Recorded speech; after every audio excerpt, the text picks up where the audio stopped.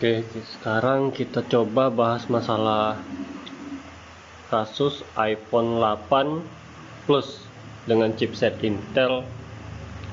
Permasalahan pada bagian LCD yang bergaris. Lalu masalah kedua, dicas hanya mentok di 1% lalu restart. Bisa dibilang ini iPhone kondisi boot loop. Jadi seperti ini kondisi boot loop.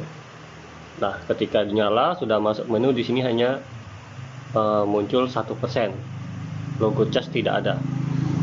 Lalu dia restart, kembali di 1% lagi, restart, hanya begitu aja. Sekarang kita lanjut untuk troubleshooting atau melakukan analisa kerusakan. Di sini kita menggunakan software Pragmafix seperti ini. Jadi sebelum kita lanjut, saya coba kenalkan dulu bagian-bagian pada software Pragmafix ini. Nah, di bagian pertama ini ada bitmap PCB. Bitmap PCB ini fungsinya untuk mencari jalur pada sebuah komponen. Jadi sama seperti ini. Nah, tampilannya. Jika kita klik pada bagian ini, kita akan menemukan koneksinya kemana aja. Nah, tuh. Lalu bagian kedua, di sini ada bagian mobile phone schematic. Bentuknya seperti yang di sebelah sini. Ini sudah cukup lengkap untuk tipe-tipe handphonenya. Lalu di bagian ketiga di sini ada laptop skema. Nah, untuk tipe-tipe laptop yang disediakan itu seperti ada dalam daftar ini. Nah, di sini ada bagian mentoring books. Ini adalah buku tutorial berformat PDF. Lalu pada bagian mentoring video, ini adalah video tutorial. Di sini assembly, di assembly ini artinya pembongkaran sebuah handphone, pembongkaran dan pemasangan. Lalu di sini online training English, ini tutorial-tutorial dasar, tapi yang bahasa Inggris. Lalu di sini yang bagian Indonesia ada. Nah, ini bakalan terus diupdate kontennya. Lalu yang paling terbaru di Pragmafix adalah pada bagian interactive patch. Apa itu interactive patch? Jadi interactive patch ini kombinasi antara ini bitmap PCB dengan si schematic dengan metode input untuk tipe-tipe kerusakannya. Nah, jadi kita langsung aja bagaimana sih iPhone 8 yang saya terima itu. Jadi sebelumnya iPhone 8 ini sudah pernah dibawa ke tempat servis di kota tetangga. Kerusakannya yang seperti saya bilang tadi, permasalahan awal adalah bagian display. Diganti LCD baru juga tetap akan muncul garis pelangi. Lalu setelah saya bongkar, saya lihat ternyata di bagian sini, di bagian konektor baterai, soket-soket ini banyak komponen yang hilang. Entah disengaja ataupun tidak sengaja. Kenapa bisa saya bilang begitu? Karena saya dengar dari yang punya handphone, teknisi sebelumnya itu berkata bahwa jika iPhone ini dibawa kemanapun tempat servis, itu tidak akan bisa lagi untuk memperbaiki masalah di displaynya, LCD-nya. Karena sudah dia coba ganti LCD baru tetap sama. Lalu ketika saya buka, saya lihat ternyata banyak komponen yang hilang. Ini bisa disebabkan apakah memang sengaja dicabut, dihancurkan untuk demi jaga nama toko, ataupun tidak sengaja ketika melepas soket-soket ini, karena komponen ini sangat halus dan rentan. Jadi ketika saya lihat ada beberapa komponen. Di sini ada 2 resistor yang hilang, lalu 1 MOSFET. 2 resistor yang hilang ini tidak terlalu sulit mengerjakannya. Tapi yang paling rentan adalah jika MOSFET ini hilang. Karena MOSFET ini tidak ada yang jual. MOSFET ini hanya bisa kita ambil dari bangkai iPhone itu sendiri. Lalu bagaimana mengatasinya?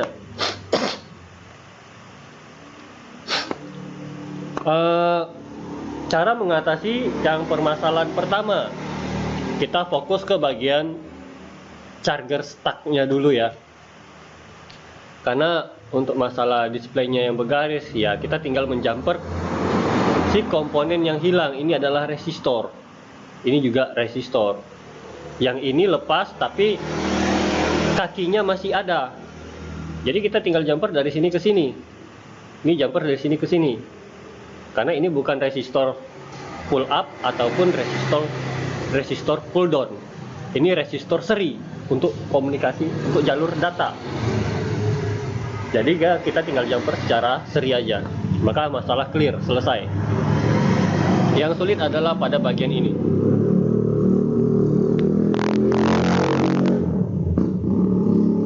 Apa yang menyebabkan iPhone ini ketika dicas hanya mentok di 1%, simbol cas tidak muncul, dia hanya boot loop. Masuk ke menu, lalu nggak lama habis itu restart lagi. Ibarat baru 1% dicas tiba-tiba kosong. Nanti hidup 1% lagi, 0 lagi, drop terus dia. Makanya dia boot loop, booting berulang-ulang. Pas saya cek di sini MOSFET ini hilang.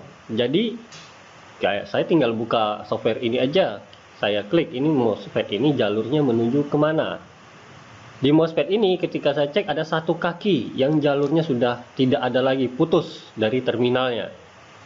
Jadi komponennya sudah tidak ada dan jalur yang tersisa hanya 2, bagian ini dan ini. Jadi kita tinggal klik aja bagian sini. Nah, tuh. Dia terhubung ke sini. Oke. Jadi dari situ kita tinggal lanjut cari di bagian kategori problem. Berarti ini kan konektor baterai.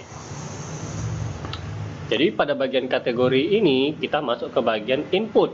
Karena ini baterai ini adalah sebuah jalur input. Di sini ada PMU, Power Management Unit, Input Feedback atau Power Pad. Kita klik. Lalu pada bagian net name, di sini ada 4. BAT VCC, VDD main, SDA konektor, SCL konektor. Ya, kita tinggal klik aja salah satunya dulu. Nanti skemanya bakalan muncul.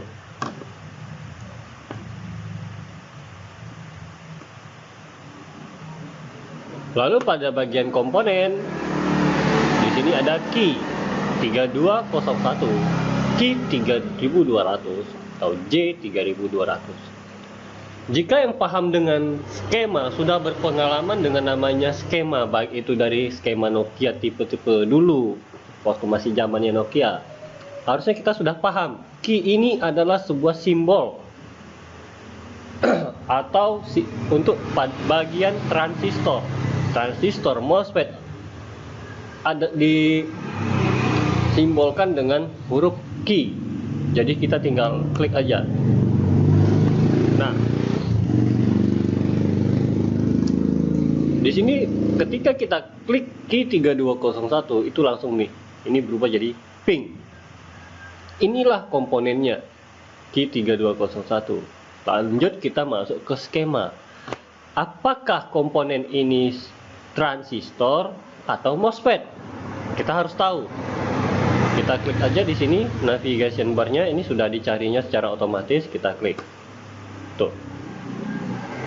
Sesuai. Kita tinggal perkecil dulu biar gampang lihatnya. Nah, nih. Key 3201.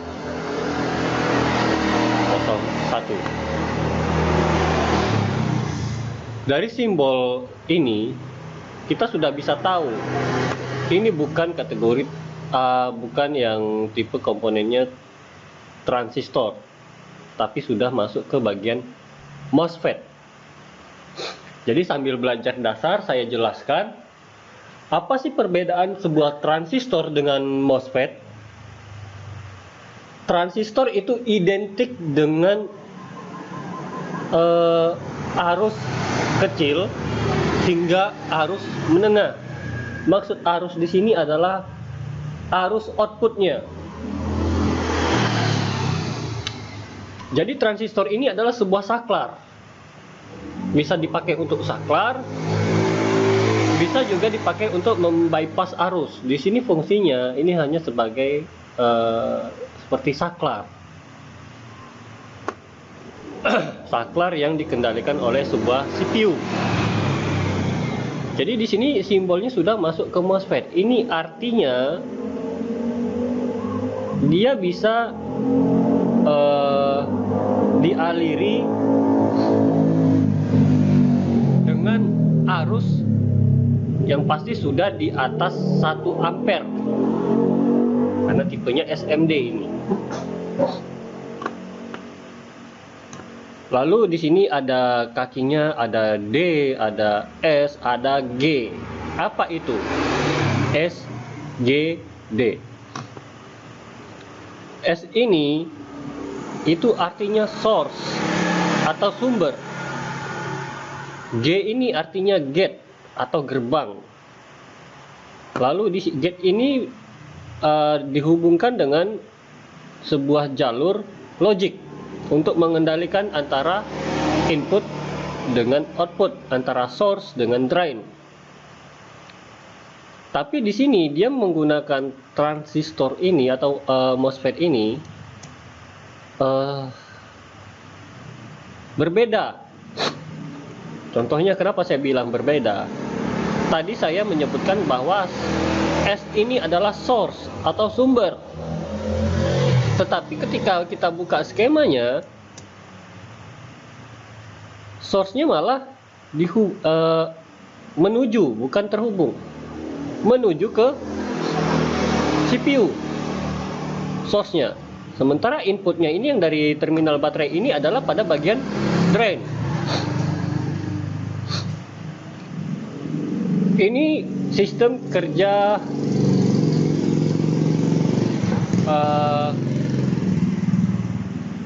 seperti gimana ya sejelasinnya ya. Dia tetap seperti saklar, tetapi sistem kerjanya kebalik. Ini MOSFET NPN, N channel. Nah, di sini dia ngedrive tegangan positif. Karena ini tegangan positif ini, kan ground yang di drive-nya. Makanya di sini dibaliknya. Drain jadi input, source jadi output.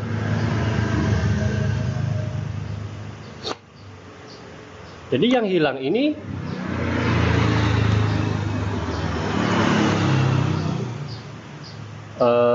di sini kita cek di 3200. Nah,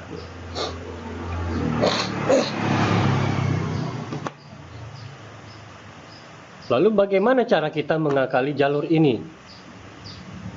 Kita udah tahu komponennya adalah MOSFET. Sementara ini nggak ada yang jual.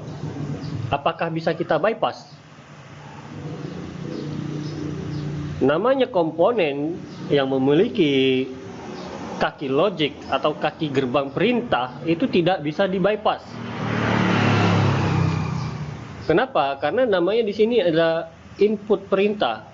Suatu saat aktif, lalu suatu saat juga pasti bakalan non aktif gitu. Itulah tujuannya si gerbang perintah ini. Jadi di sini kita tidak bisa membypass, dilangsungkan dari drain menuju ke source itu tidak bisa. Mau nggak mau kita harus mengganti ini komponen. Bagaimana cara menggantinya sementara ini tidak ada yang menjual?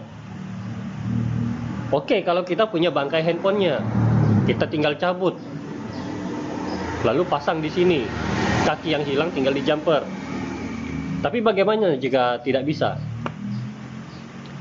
Ya, kita bisa mencari persamaan komponen ini.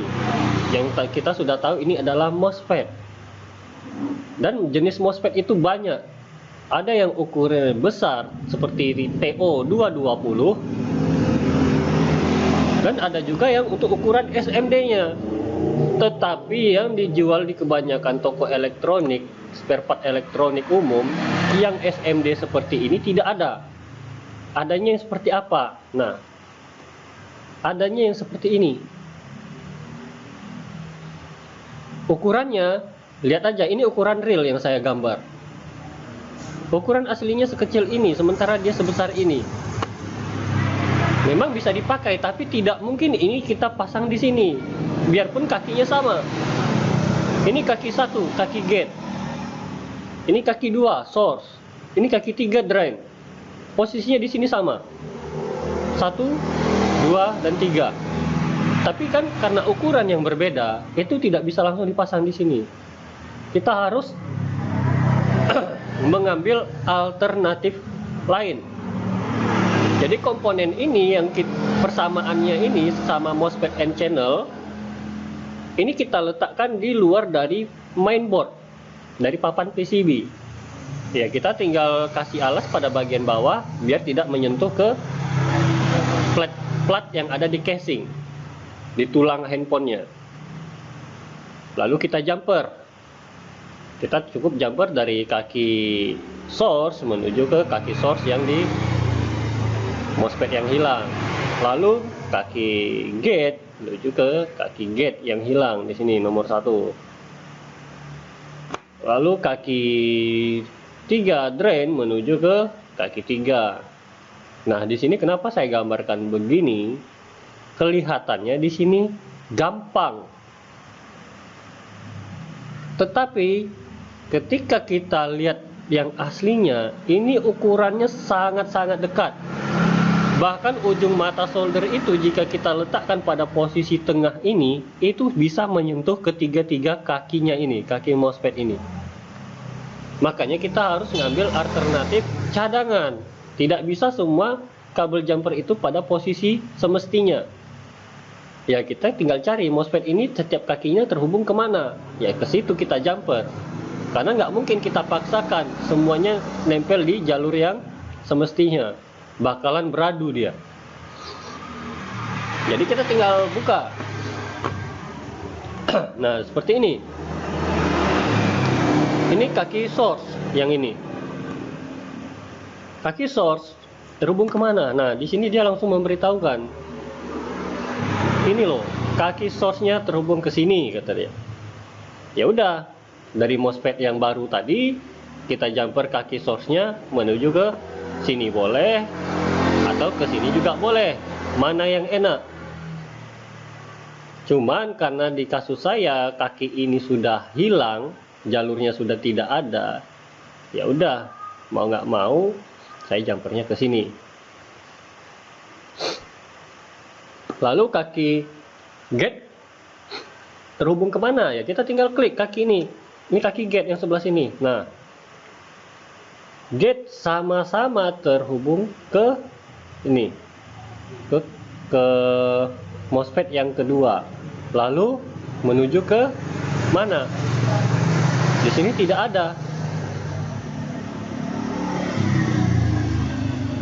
Jadi mau nggak mau pada kaki gate ini ya udah kita harus tetap jumper menuju ke sini. Tidak apa-apa kalau hanya satu, masih bisa. Ya paling ini kita amankan dulu. Kita kasih cat PCB pada bagian ini, lalu kita keringkan dulu dengan UV. Jika jaraknya memang terlalu dekat takut menyenggol kaki yang sebelah sini, tinggal kita kasih lem UV. Jika jalurnya masih ada, jika jalurnya sudah hilang ya abaikan aja, langsung aja jumper di sini. Nah, di sini sudah oke. Lalu jalur berikutnya, jalur ini. Nah, ini menuju ke dioda SMD. Dioda, bukan SMD aja, maksudnya dioda ISD, Electric Static Discharge. Sebaiknya ini dioda jangan dibuang demi pengamanan pada jalur ini. Tapi di mana kita harus menjumper? Ya udah, kita langsung jumper aja ke kaki konektor baterainya. Dari sini langsung jumper, tidak usah di sini, dari MOSFET yang baru tadi pada kaki 3-nya langsung jumper ke sini, nggak usah masuk ke sini lagi. Sama seperti jalur yang saya buat ini. Nah, kaki 3-nya langsung saya jumper ke sini. Saya tidak ngambil dari sini. Nah, setelah itu, setelah semua jalur selesai di jumper, sebaiknya biar aman untuk menghindari kerusakan karena kelalaian si pemakai. Contohnya, namanya jalur yang di jumper, apalagi dengan terminal kakinya yang halus ini, itu pasti namanya rentan dengan benturan. Takutnya si pemakai tidak waspada, ketika meletakkan handphone terjadi benturan agak keras sedikit, jalur ini lepas lagi dari terminalnya. Nah, itu otomatis kita bakalan kerja 2 kali memperbaiki hal yang itu juga. Sebaiknya setelah di jumper kita kasih cat pelapis PCB yang warna hijau itu, lalu keringkan dengan lem UV. Maka jika terjadi benturan pun jalur ini tidak akan lepas dari tempatnya. Nah, maka setelah itu masalah selesai. Hanya tinggal mengakali komponen ini, si MOSFET ini. Jadi kita namanya teknisi di bidang elektronika, jangan pernah putus asa ataupun menyerah jika menghadapi kondisi seperti ini. Kecuali ini adalah sebuah IC baru. Boleh kita menyerah ya, karena memang tidak ada yang menjualnya. Anggap tidak ada yang menjual, itu boleh kita nyerah. Kenapa nyerah? Karena namanya IC. IC itu singkatan dari Integrated Circuit, sebuah sirkuit yang terintegrasi dengan beribu-ribu komponen di dalamnya. Sementara di sini ini hanya satu komponen. Kalau gara-gara satu komponen kita menyerah, itu sama aja kerja sia-sia. Menyerah sebelum bertempur. Karena ini satu komponen yang harusnya memang bisa kita mengakalinya. Kata kasarnya pun, jika pun tidak ada pengganti komponen SMD yang seperti ini, kita masih bisa memakai namanya MOSFET yang lain.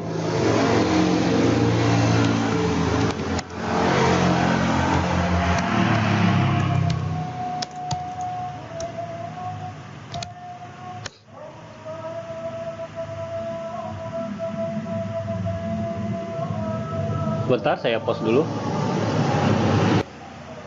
Oke, kita lanjut. Seperti yang saya bilang tadi, bahwa MOSFET itu ada banyak jenisnya. Jadi, jika di sini dia menggunakan SMD yang tipenya lain, pabrikan khusus, sementara kita bisa mengakalinya dengan MOSFET tipe lain, baik itu yang SMD seperti SOT23. SOT23 bentuknya seperti ini. Nah, ukurannya lebih besar daripada MOSFET bawaannya. Nih, seperti ini. Ini SOT23. Lalu yang tipe biasa, ada yang namanya TO220, ini yang ukuran besar. Jadi jika yang tipe SOT23 ini tidak ada di daerah kita, ya kita bisa menggantinya dengan yang berjenis TO220. Hanya saja kita harus banyak inisiatif agar yang TO220 ini bisa ditempatkan atau diselipkan di dalam mesin iPhone ini. Kita harus bisa mencari ruang yang kosong. Makanya di sini saya banyak menyediakan ini komponen-komponen SMD, baik itu resistor, transistor, MOSFET, karena tujuannya untuk mengakali hal-hal yang seperti ini. Jadi sebaiknya rekan-rekan teknisi melakukan hal yang sama. Jangan gara-gara hanya satu komponen ini hilang, nggak ada yang jual, lalu kita menyerah. Jadi kerja sia-sia, waktu terbuang, capek dapat, tapi hasil tidak ada. Jadi itu aja yang mau saya jelaskan di sini, bagaimana kita mengakali si MOSFET ini, jalur ini. Jika putus, ya kita tinggal menggantinya. Jika jalurnya putus, kita tinggal jumper. Tapi jika komponennya rusak, ya kita harus mengganti dengan tipe yang sama. Di sini MOSFET-nya N channel, ya harus kita ganti dengan yang N channel juga. Jangan nanti pas kita cek di sini MOSFET-nya P channel, kita ganti dengan N channel, otomatis pasti iPhone-nya langsung dead, mati. Apa sih perbedaannya MOSFET N channel dengan yang P channel? N channel itu adalah channel negatif, simbolnya seperti ini. Ini gate-nya, tanda panah ini menuju ke gate, itu untuk yang N channel. Kalau yang P channel, channel positif, tanda panah ini menuju ke sini, berlawanan dari gate.